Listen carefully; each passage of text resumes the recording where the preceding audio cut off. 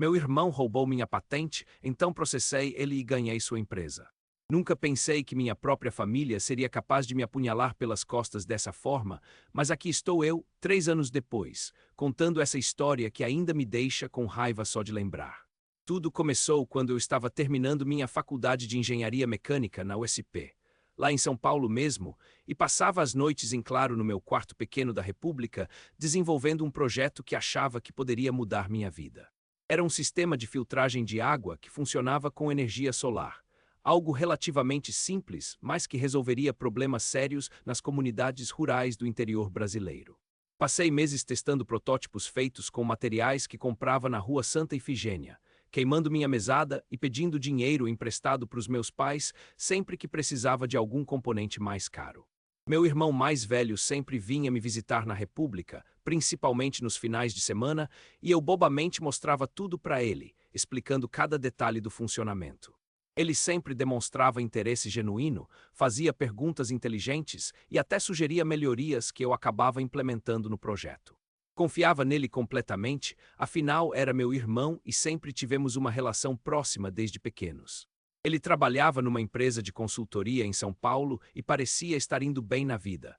Então nunca imaginei que ele pudesse ter segundas intenções quando mostrava tanto entusiasmo pelo meu trabalho. Quando finalmente consegui um protótipo funcional que realmente filtraria a água usando apenas energia solar, decidi que era hora de registrar a patente. Comecei a juntar dinheiro para contratar um advogado especializado em propriedade intelectual, mas o processo era caro e demorado. Enquanto isso, continuava mostrando meu projeto para o meu irmão e até deixei ele fotografar alguns esquemas técnicos quando disse que queria mostrar para uns colegas de trabalho que poderiam me ajudar a encontrar investidores. 3 meses depois, quando finalmente consegui contratar o advogado e começar o processo de registro da patente, recebo uma ligação que mudaria minha vida para sempre. O advogado me disse que havia um problema. Alguém já havia registrado uma patente praticamente idêntica ao meu projeto apenas algumas semanas antes. Meu coração disparou e eu imediatamente pensei que alguém havia roubado minha ideia, mas jamais imaginei que esse alguém fosse meu próprio irmão. Descobri através de uma busca no sistema do INPI que o titular da patente era uma empresa chamada Filtros Solares LTDA, registrada em nome do meu irmão. Fiquei paralisado por alguns minutos, não conseguia acreditar no que estava vendo na tela do computador. Liguei para ele imediatamente, mas ele não atendeu. Mandei mensagens no WhatsApp, ligações perdidas, e-mails, mas ele simplesmente desapareceu da minha vida de uma hora para outra. Meus pais inicialmente não acreditaram quando contei o que havia acontecido, achavam que eu estava exagerando ou que havia algum mal-entendido. Minha mãe chegou a sugerir que eu conversasse com ele pessoalmente para esclarecer tudo, como se fosse apenas uma confusão boba entre irmãos. Mas eu sabia que não era. Tinha certeza absoluta de que ele havia usado todas as informações que eu havia compartilhado para registrar minha própria invenção em nome dele. Passei semanas tentando entender como isso havia acontecido, revisando todas as conversas que tivemos, todas as vezes que mostrei o projeto para ele. A ficha foi caindo devagar e cada lembrança me machucava ainda mais. Ele não estava interessado em me ajudar, estava coletando informações para me roubar. Todas aquelas perguntas inteligentes, todas aquelas sugestões de melhorias, tudo fazia parte de um plano para se apropriar do meu trabalho. Decidi que não ia deixar barato e comecei a pesquisar sobre como provar que a ideia era originalmente minha. Felizmente, eu tinha o hábito de documentar tudo no meu caderno de engenharia, com datas e assinaturas, além de fotos dos protótipos antigos com timestamps.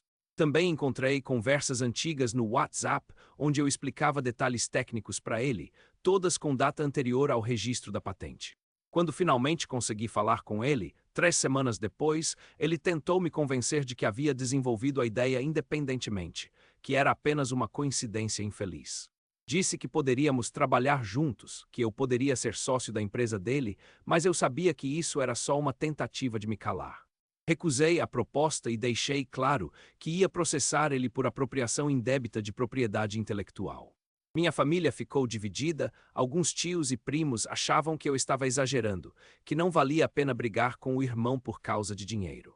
Mas não era sobre dinheiro, era sobre princípios, sobre justiça, sobre não deixar que alguém se aproveitasse do meu trabalho árduo dessa forma. Contratei um advogado especializado e comecei a juntar todas as evidências que comprovavam que eu era o verdadeiro inventor.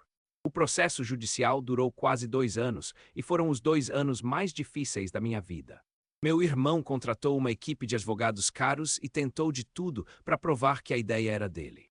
Chegou ao ponto de falsificar documentos e subornar pessoas para testemunharem a favor dele, mas felizmente o juiz percebeu as inconsistências e ele acabou se complicando ainda mais. Durante esse período, descobri que ele havia conseguido investidores e já estava produzindo e vendendo filtros baseados na minha tecnologia. A empresa dele estava faturando milhões de reais, enquanto eu estava quebrado, gastando tudo que tinha com advogados e custas processuais. Algumas noites eu ficava acordado pensando se havia feito a coisa certa, se não deveria ter aceito a proposta de sociedade que ele havia oferecido. Mas então me lembrava de como ele havia me traído, de como havia abusado da confiança que eu tinha nele, e a raiva voltava com força total. Não era possível que ele fosse sair impune dessa situação, não depois de tudo que havia feito comigo. Continuei lutando, mesmo quando meus pais tentaram me convencer a desistir do processo para preservar a união da família. A primeira grande reviravolta no caso aconteceu quando meu advogado descobriu que meu irmão havia registrado a patente usando informações que ele só poderia ter obtido através de mim. Conseguimos provar que ele havia fotografado meus esquemas técnicos e usado essas fotos como base para o pedido de patente. Isso foi crucial para demonstrar que ele havia agido de má fé desde o início. Além disso, encontramos evidências de que ele havia acessado meu computador durante uma das visitas à República, copiando arquivos com detalhes técnicos do projeto. Nunca imaginei que meu próprio irmão fosse capaz de uma coisa dessas, mas as evidências eram irrefutáveis. Ele havia planejado tudo meticulosamente, aproveitando minha ingenuidade e confiança para executar o plano perfeito. O segundo plot twist veio quando descobrimos que meu irmão não havia agido sozinho. Ele tinha um sócio silencioso na empresa, um investidor que havia financiado todo o esquema em troca de uma participação nos lucros. Esse investidor era dono de uma empresa de consultoria em propriedade intelectual, ou seja, ele sabia exatamente o que estava fazendo era ilegal, mas decidiu apostar no esquema mesmo assim. Quando confrontamos esse investidor durante uma audiência, ele tentou jogar toda a culpa no meu irmão, dizendo que havia sido enganado e que não sabia que a patente era roubada. Mas conseguimos provar que ele havia participado ativamente do processo, inclusive ajudando meu irmão a falsificar alguns documentos que foram apresentados ao INPI. A situação dele ficou ainda mais complicada quando descobrimos que ele havia usado a mesma tática com outros inventores no passado. Nesse ponto do processo, meu irmão começou a ficar desesperado e tentou me oferecer acordos cada vez mais vantajosos para mim. Primeiro ofereceu 50% da empresa, depois 70% e finalmente chegou a oferecer 80% das ações. Mas eu não estava interessado em acordos, queria que ele fosse punido por tudo que havia feito comigo e com outros inventores que ele havia prejudicado. A terceira reviravolta aconteceu quando descobrimos que meu irmão havia usado a mesma estratégia com pelo menos 3 outros inventores nos últimos 5 anos. Ele tinha um padrão de se aproximar de pessoas criativas, ganhar a confiança delas, coletar informações sobre seus projetos e depois registrar patentes em nome próprio. Isso transformou o caso numa investigação muito maior, envolvendo o Ministério Público e a Polícia Federal. Outros inventores que haviam sido prejudicados por ele começaram a aparecer e se juntar ao processo. Conheci um cara que havia perdido uma patente de um aplicativo revolucionário, uma mulher que havia desenvolvido um sistema de irrigação inteligente e um estudante que havia criado um dispositivo médico inovador. Todos eles haviam confiado no meu irmão e haviam sido traídos da mesma forma que eu. Ver que não era o único que havia passado por isso me deu ainda mais força para continuar lutando. Formamos uma espécie de grupo de apoio, compartilhando informações e estratégias legais. Foi reconfortante saber que não estava sozinho nessa batalha, mesmo que fosse doloroso descobrir que meu irmão era um criminoso serial em propriedade intelectual. A quarta reviravolta veio quando conseguimos acesso aos registros financeiros da empresa do meu irmão. Descobrimos que ele havia usado parte do dinheiro dos investidores para comprar um apartamento de luxo em Moema, 2 carros importados e até um barco. Ele estava vivendo uma vida de milionário com o dinheiro que deveria ter sido meu, enquanto eu mal conseguia pagar minhas contas básicas. Mas o mais chocante foi descobrir que ele havia gastado uma quantia absurda com advogados especializados em crimes de colarinho branco, preparando-se para esse tipo de situação muito antes de roubar minha patente. Isso mostrou que ele sabia exatamente o que estava fazendo e havia se preparado juridicamente para enfrentar as consequências. Não foi um crime por impulso, foi premeditado e calculado. Nesse momento, percebi que havia subestimado completamente meu irmão. Ele não era apenas um oportunista que havia aproveitado uma chance, era um criminoso profissional que havia transformado o roubo de propriedade intelectual numa fonte de renda. Isso me deixou ainda mais determinado a vê-lo sendo punido por tudo que havia feito. A quinta reviravolta aconteceu quando descobrimos que o advogado que meu irmão havia contratado também estava envolvido no esquema. Ele não estava apenas defendendo meu irmão, estava ativamente participando da fraude, ajudando a falsificar documentos e orientando sobre como burlar as leis de propriedade intelectual. Isso resultou numa investigação separada contra ele no Conselho de Ética da OAB. Quando essa informação veio à tona, o caso ganhou repercussão na mídia especializada. Jornais e revistas começaram a cobrir a história, e meu irmão virou um exemplo de como o sistema de patentes brasileiro pode ser manipulado por pessoas sem escrúpulos. Ele tentou contratar uma empresa de relações públicas para limpar sua imagem, mas não adiantou muito porque as evidências contra ele eram esmagadoras. Ver meu irmão sendo exposto publicamente me deu uma sensação estranha de satisfação e tristeza ao mesmo tempo. Por um lado, estava feliz que a verdade finalmente estava vindo à tona. Por outro lado, era doloroso ver um membro da minha família sendo humilhado dessa forma. Meus pais ficaram devastados com toda a situação, especialmente minha mãe, que nunca imaginou que um dos filhos pudesse ser capaz de algo assim. O sexto e último plot twist aconteceu quando descobrimos que meu irmão havia tentado subornar testemunhas e até mesmo ameaçar alguns dos outros inventores que haviam se juntado ao caso. Ele havia contratado um investigador particular para coletar informações comprometedoras sobre nós, tentando nos chantagear para desistirmos do processo. Isso configurou obstrução da justiça e intimidação de testemunhas, crimes ainda mais graves que o roubo de propriedade intelectual. Quando essas evidências foram apresentadas ao juiz, a situação do meu irmão ficou insustentável. Ele perdeu completamente o controle da situação e começou a fazer ameaças abertas contra mim e minha família. Tive que pedir uma medida protetiva contra ele, algo que nunca imaginei que precisaria fazer contra meu próprio irmão. Nesse ponto, até mesmo os investidores que haviam apoiado ele começaram a se afastar. A empresa dele entrou em crise, os funcionários começaram a ser demitidos e os contratos com clientes foram sendo cancelados. Todo o império que ele havia construído com base no meu trabalho começou a desmoronar rapidamente. O julgamento final aconteceu numa terça-feira chuvosa de março, quase exatamente 2 anos depois que descobri o roubo da patente. O juiz foi muito claro na sua decisão. Meu irmão havia cometido apropriação indébita de propriedade intelectual, falsificação de documentos, obstrução da justiça e intimidação de testemunhas.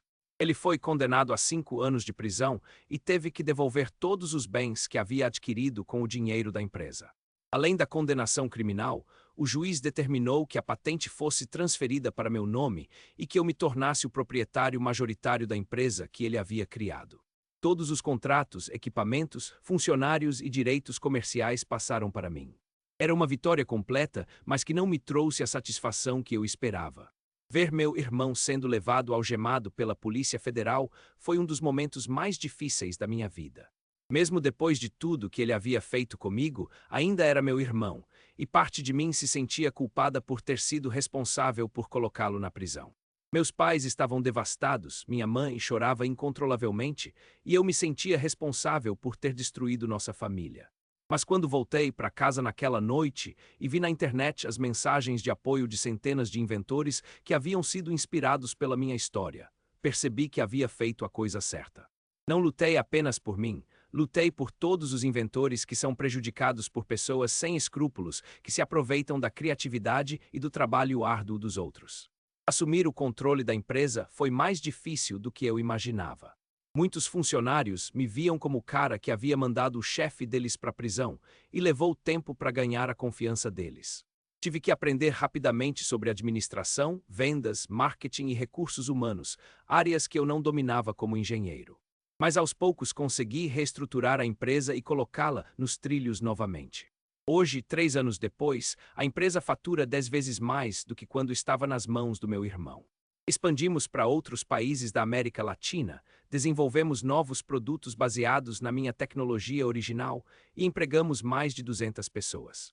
Mais importante ainda, criamos um fundo para ajudar inventores que foram prejudicados por crimes de propriedade intelectual.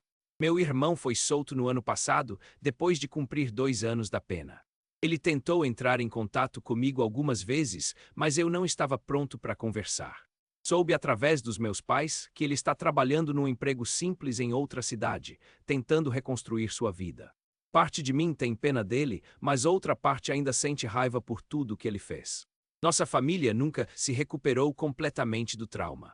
Meus pais ainda se sentem culpados por não terem percebido o tipo de pessoa que meu irmão havia se tornado. Eu me mudei para um apartamento maior em São Paulo, tenho uma namorada incrível que conheci durante todo esse processo e finalmente estou conseguindo ser feliz novamente. Às vezes fico pensando como minha vida seria diferente se eu tivesse aceito a proposta de sociedade que meu irmão havia oferecido no início. Provavelmente seria mais rico financeiramente, mas teria que conviver com a culpa de ter permitido que ele continuasse prejudicando outros inventores. Não teria conseguido dormir em paz sabendo que era cúmplice de crimes contra a propriedade intelectual. A lição mais importante que aprendi com toda essa experiência é que não podemos confiar cegamente em ninguém, nem mesmo na nossa própria família. Isso não significa que devemos viver com paranoia, mas que precisamos ser cuidadosos com informações sensíveis e sempre documentar nosso trabalho adequadamente. Se eu não tivesse mantido registros detalhados do desenvolvimento da minha invenção, nunca teria conseguido provar que era o verdadeiro inventor. Outra lição importante é que vale a pena lutar pela justiça, mesmo quando as chances parecem impossíveis. Houve muitos momentos durante o processo em que pensei em desistir, principalmente quando meus recursos financeiros estavam no limite.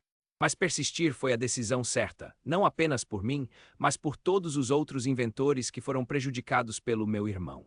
Hoje uso minha experiência para ajudar outros inventores que passam por situações similares. Criei um canal no YouTube onde compartilho dicas sobre como proteger propriedade intelectual, como documentar adequadamente o processo de invenção e como identificar sinais de que alguém pode estar tentando roubar suas ideias. Recebo mensagens de pessoas do mundo todo que foram inspiradas pela minha história. Também me tornei um ativista pela reforma do sistema de patentes brasileiro.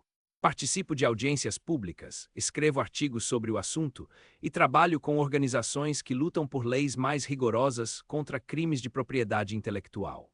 Minha experiência pessoal me deu uma perspectiva única sobre os problemas do sistema atual e como eles podem ser corrigidos.